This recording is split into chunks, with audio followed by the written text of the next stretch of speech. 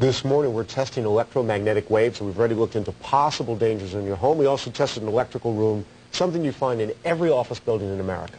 We also want to look at equipment found around an average workplace. Fox 5's Todd Wallace is in our newsroom to test some office supplies. Todd? Thanks again, Lark. This is a possible concern because the kinds of things we're going to show you in a moment are things that people typically are around every single day. So joining me now once again is Lou Vitale, again President and Chief Engineer for Viatech. Thanks again for joining us.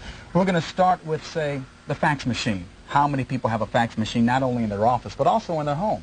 You say it also emits electromagnetic waves. Yes, and the fields generally are not terribly high until the fax machine is actually on. Okay.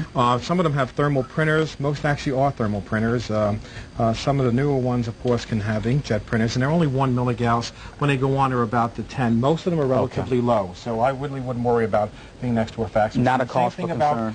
Laser printers. This is, this is a fax machine also, but this is a fax laser. And you can see also the levels are relatively low. Even when they go on, they're no more than 5 to 10 minutes. So not a cause for concern because it's not typically high.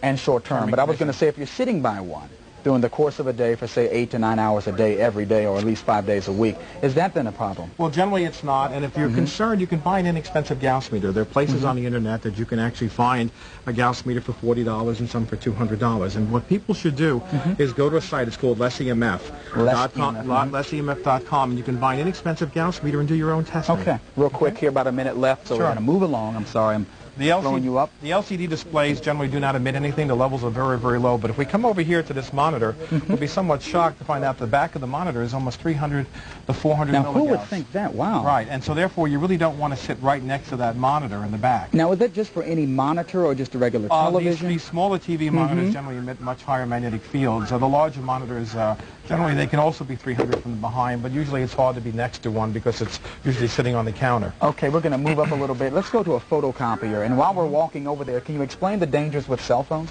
Well, cell phones is a real serious controversy here in America. Unfortunately, most of the research has been skewed on it. The manufacturers are somewhat highly committed not to discussing the truth about electromagnetic But there is radiation. truth to the discussion about dangers regarding cell phones. Absolutely. The cell phone emissions are extremely high. The problem with the cell phone, and I have this is only 3 to 5 milligauss, and even when the Xerox machine is on, we just did it early, went up to 10, which is a low emission. So typically, again, not anything that is great cause for concern, but it's good to be aware of these things. Right. And the manufacturers in the last 10 years have been cognizant of this issue, and therefore have designed most equipment to be relatively low in EMF emissions.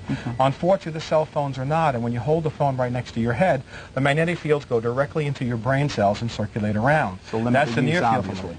Yes, and now unfortunately a lot of information is not being properly informed the American citizens about what's going on about cell phone or any RF emission. And these new 2.4 gigahertz phones are the same frequency of microwave ovens, and what people don't realize is that it's emitting a low frequency 2.4 gigahertz signal. Unfortunately, it is slightly cooking your cells. Let the buyer beware. Lou Vitale, we do appreciate you joining us again this morning. As I said, let the buyer beware. Lark and Michael, back to you. Okay, thank you, Todd. You had questions to ask about your workplace and about your home?